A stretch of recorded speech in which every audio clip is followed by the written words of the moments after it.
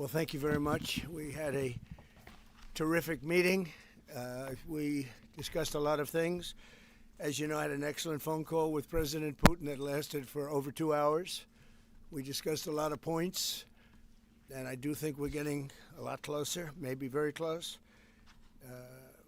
The President and I just spoke to the European leaders. They were President Emmanuel Macron of France, President Alexander Stubb of the Republic of Finland, President Karol Nawrocki of the Republic of Poland, Prime Minister Jonas Gahr Store of the Kingdom of Norway, Prime Minister Giorgia Meloni of the Italian Republic, Prime Minister Keir Starmer of the United Kingdom of Britain and Northern Ireland, Chancellor Friedrich Merz, the Federal Republic of Germany, Secretary General Mark Rutte, the North Atlantic Treaty Organization, NATO, President Ursula von der Leyen of the European Commission. We spoke to all of those great leaders. They're all great leaders.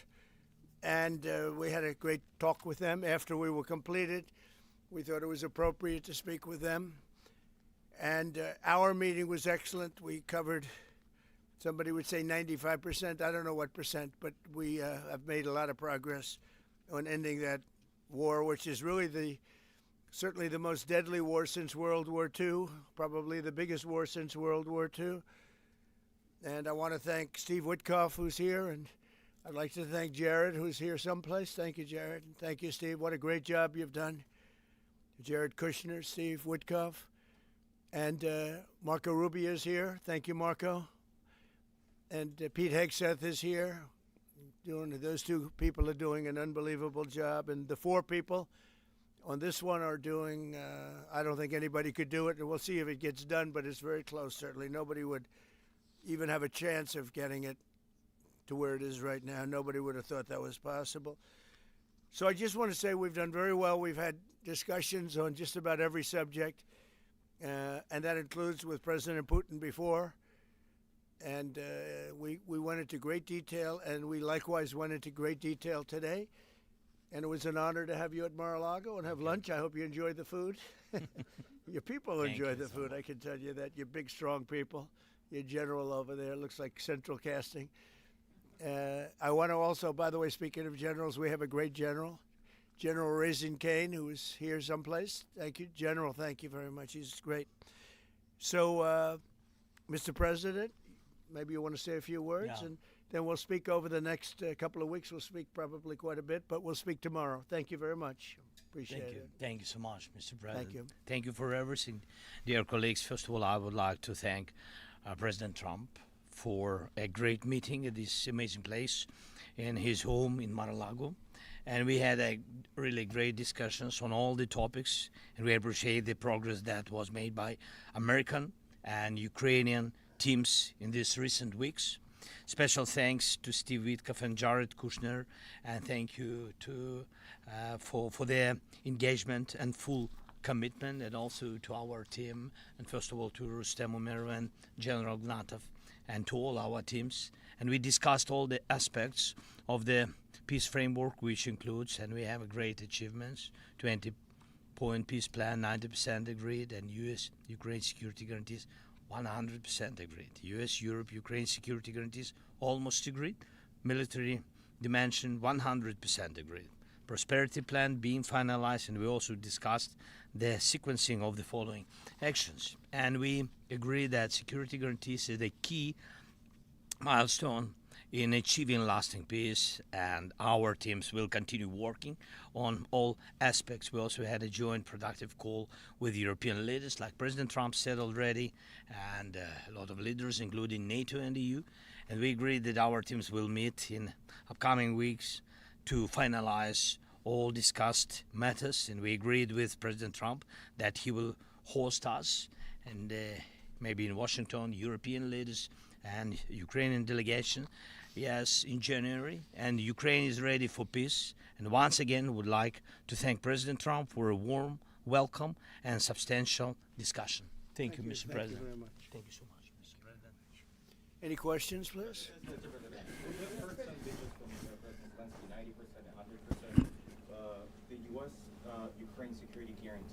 What number are we at right now? Well, I think look, you can say 95%, but I don't like to say percentages. I just think we're doing very well. We could be very close. There are one or two very thorny issues, very tough issues, but I think we're doing very well. We made a lot of progress today, but really we've made it over the last month. This is not a one-day process deal. This is very complicated stuff, but I think when the president says 95, I think, could be close to 95%. Yeah, please, behind you. Mr. President, have you agreed on the so-called free trade zone on Donbass? How to separate the sites? How to make the separation line? Who will be responsible? The word agreed is too strong. I would say not agreed, but we're getting closer to an agreement on that, and that's a big issue. Certainly, that's one of the big issues, and I think we're closer than we were probably. It's unresolved, but it's getting a lot closer. That's a very tough issue, but one that I think will get resolved. Yeah, please. We are receiving some mixed signals coming from Moscow, even after this talk. Can you assure us that you have received written or any formal response from them? Well, what was the issue? You have to tell me. What did they say? They are telling that Ukraine has to give up Donbass. Just very recent statement. Well, that's what they've been asking for, and there's a dispute about that. So they're going to have to iron that out. That's an issue they have to iron out. But I think it's moving in the right direction. Can you reject or delay the solution of peace agreement you try to achieve? If something doesn't happen, you mean if something doesn't happen? Yeah, go ahead. No, go ahead. You were going to finish your question. Well, we'll see. Look, we'll see. But I don't want to talk about that because I think we're getting pretty close. Yes, please. May I ask the President of Ukraine Please. yes, about territorial question. Mr. President, what is your take on Donbass status? Are you prepared to see it as a free economic or demilitarized zone? No, we spoke about 20 points plan, and I'm happy that really our teams very close to results, and I agree with President Trump that our teams worked not one day and not one week, more than 1 month, beginning from Geneva, then 2 meetings in Miami, then we had Berlin, and now we have Mar-a-Lago. So this is a very difficult question. You know our position, so it's we have to respect our law and our people. We respect the territory which we control, and of course our attitude is very clear. That's why President Trump said this is a very tough question, and of course we have with Russians different positions on it. And have you discussed referendum about No, when we speak about referendum, we spoke that it's one of the key. We can have referendum on any kind of points of this plan. I said that we can use referendum like for the plan, or we cannot use referendum. It's one of the key. We can use, this possibility of Parliament to vote according to the law or to have referendum. Doesn't matter. This referendum, if the plan will be very difficult for our society, very difficult, of course our society has to choose and has to vote, because it's their land, the land not of one person, it's the land of our nation for a lot of generations. They'll probably have to get their plan approved by Parliament or by referendum of the people. You would think that I know they had a poll that it's 91% in favor of ending this war, so they want to end it like everybody wants. Russia wants it ended, everybody wants it ended, and we want it ended. I want it ended because I don't want to see so many people dying. We're losing massive numbers of people, the biggest by far since World War II. So we want to see it ended, absolutely. President Yes. Trump, you said at the top that you plan to speak again tomorrow. Is that correct? I might. It depends on what happens tomorrow. If there's an additional something to add, otherwise there's no reason to. We're in the process. Jared and Steve are working very hard to get something done, and if there's something that comes up, I'd speak, but otherwise I don't think there's any reason to. In your mind, sir, what are the thorniest issues still unresolved after the? Well, I think the land you're talking about, some of that land has been taken. Some of that land is maybe up for grabs, but it may be taken over the next period of a number of months. And you're better off making a deal now. Look, let me tell you, they have been very brave. They fought very hard and continue to fight very hard. and do tremendous damage. But Russia would like to see it end, and Ukraine would like to see it. And I think it's time to end. And a lot of very brave people, a lot of people that are dead right now, unfortunately, because I've said, and nobody's disputed it, that if the election weren't rigged and stolen, 2020, you wouldn't have had this war. It would have never happened. And it didn't happen for 4 years. Never was even thought to happen. And I spoke with President Putin. I got along with him very well, despite the Russia hoax, which was a total hoax. He used to say, what is going on over there? But it was a total hoax, as he knew and as I knew. But I spoke to him, and we'd talk about Ukraine. I've said it before. It was the apple of his eye, but he wasn't going to do anything about it. He didn't do anything about it until I was gone, and then a lot of really bad statements were made by people, by a lot of people, I guess, but by a certain president that we had who was a disaster. Yes? Do you anticipate going to Ukraine if you can get to an agreement? And I know I'd have you no said problem earlier- with doing it. You know, I have no problem with doing it. Don't anticipate it. Would like to get the deal done and not necessarily have to go. I've offered to go and speak to their parliament. And, you know, if that would help. I don't know if that would help. I think it would probably help. But I don't even know if that's... You're welcome. yeah, no, I know. Always. So I'm not sure that it would be really necessary. But if it would help save 25,000 lives a month or whatever it may be, I would certainly be willing to do that. Yeah, please. No, behind you. Where are you from? From Ukraine. Good, I had a feeling. Good. How about Zaporizhzhia nuclear plant? Have you discussed this question? On what? Zaporizhzhia nuclear plant. Yeah, we discussed that at length today. As you know, it's in pretty good shape. It can start up immediately, almost immediately. And it's one of the things I discussed with President Putin. And they were talking about the nuclear plant. That's probably the biggest in the world, just about the biggest anywhere in the world. Can you believe that? And President Putin's actually working with Ukraine on getting it open. He's been very good in that sense. He wants to see that open. And he hasn't hit it with missiles, hasn't hit it with anything. It's a big danger to do that for everybody. But they're working together to try and get it. It can open very quickly. It's in pretty good shape.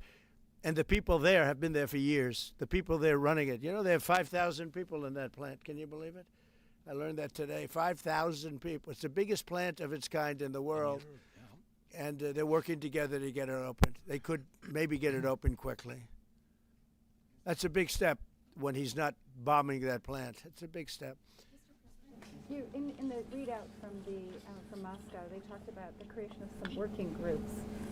Yes. That would be set. Can you tell us about what those working groups Sure. would entail? And also, if you wouldn't mind, what is the message that you will give to Putin when you speak to him after your meeting? So here? the working group is going to be composed of Steve Witkoff, Jared Kushner, General Raisin Kane, Marco Rubio, and a few other people that we're going to be putting onto it. I think Pete Hegseth should be in that working group. He knows the territory very well. He's been fantastic at what he's doing. And they may add one or two people. And likewise, Ukraine's going to have some very good people that were at lunch today that enjoyed the lunch today a lot, more than they thought, right? But do you want to say who may be on your working group? Yeah, we now, as I said, that we work with Steve and Jared. We worked our Rustem Umerov and also Deputy Minister Gislitz and also General Ignatov, and they will continue work in this group. And of course, if we will go further, and I hope that really we will have decisions in January, as I said, about all these documents, 6 documents, and of course, we will continue work on this, so they know what to do. Yes. And that working group, by the way, importantly, will also then be working with Russia, okay? Because to work with ourselves doesn't really solve much of a problem. So they'll be working with Russia. Yeah, please. This morning you weren't a deadline guy. How long do you think it'll take to get this last little bit, as you say, finished? What are we talking So about? if it days, went weeks? really well, you know, maybe a few weeks. And if it went poorly, longer. And if it went really poorly, it's not going to happen. That would be a shame. There's that chance also. You know, it's possible it doesn't happen. But, you know, in a few weeks we will know one way or the other, I think. But if it went really well, but it could also go poorly. I mean, you know, we could have something where one item that you're not thinking about as a big item breaks it up. Look, it's been a very difficult negotiation, very detailed. It's funny, I settled 8 wars. Some were going on for 35 years, and we got them settled in a couple of days. Some of them, one was going on for 37 years. I settled it in 1 day. But this is a very complex one. What the bad No, I think we'll get it done. I don't want to say when, but I think we're going to get it done. Yes, ma'am. Mr. President, you in the past have suggested a trilateral meeting between both Presidents Putin and Zelensky. Is Right. that something that is also on the docket? I see that happening, sure, at the right time. I saw a very interesting President Putin today. I mean, he wants to see it happen. He wants to see it. He told me very strongly. I believe him. Don't forget, we went through the Russia hoax together. And he'd call me, I'd call him, I'd say, can you believe the stuff that they're making up? And it turned out we were right. They made it all up. And despite that, we didn't get into wars and we didn't get into problems, but we weren't able to trade very much or any of that, which was a shame because, you know, a lot of success could have been had by trading with Russia. They have great land, great minerals and other things, and we have things that they want very badly. But the Russia hoax, which was a terrible made-up fictional thing by Crooked Hillary and by Adam Shifty Schiff and bad people, sick people. They made it up. It was all a made-up hoax, but it kept us really from dealing with Russia, kept Russia dealing, you know, from dealing with us. So, but despite that, we got along, and I don't know. I think we're going to get there. I know him very well. I think we're going to get there. Discuss any time, location, meeting place? Yeah, we're discussing a lot of things. No, look, I was on the phone with him for almost, I guess, 2.5 hours. They're just telling me now. It's a long time. We discussed a lot of things. We didn't talk about the weather. We weren't talking about what a beautiful day it is in Palm Beach, Florida.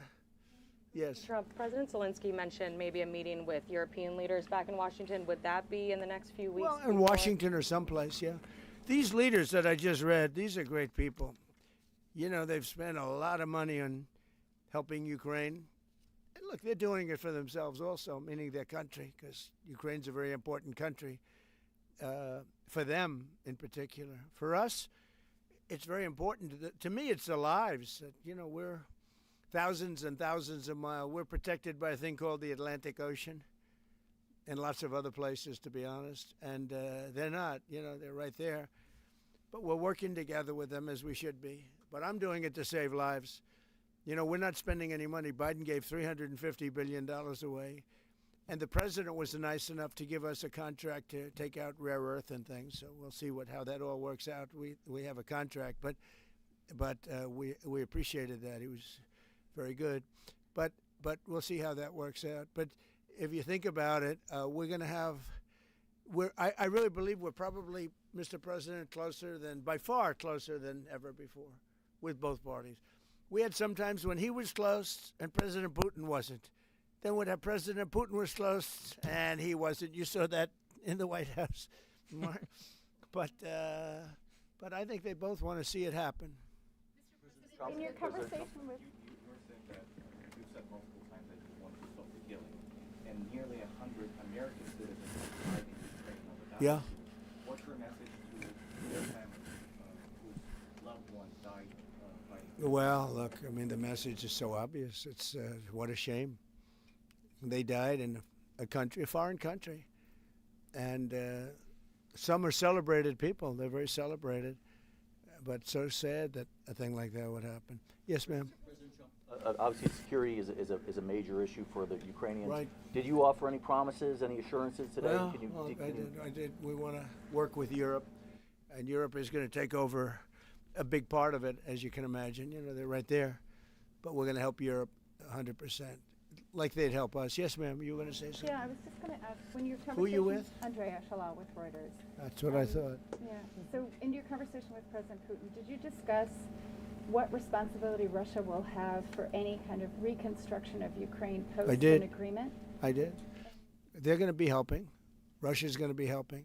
Russia wants to see Ukraine succeed. Once it sounds a little strange, but I was explaining to the president, President Putin was very generous in his feeling toward Ukraine succeeding, including supplying energy, electricity, and other things at very low prices. So a lot of good things came out of that call today. But they were in the works for 2 weeks with Steve and with Jared and Marco and everybody. Did Russia agree, or did Putin agree to a ceasefire to allow a referendum to take Not a place? ceasefire, and that's one of the points that we're working on right now. No, not a ceasefire.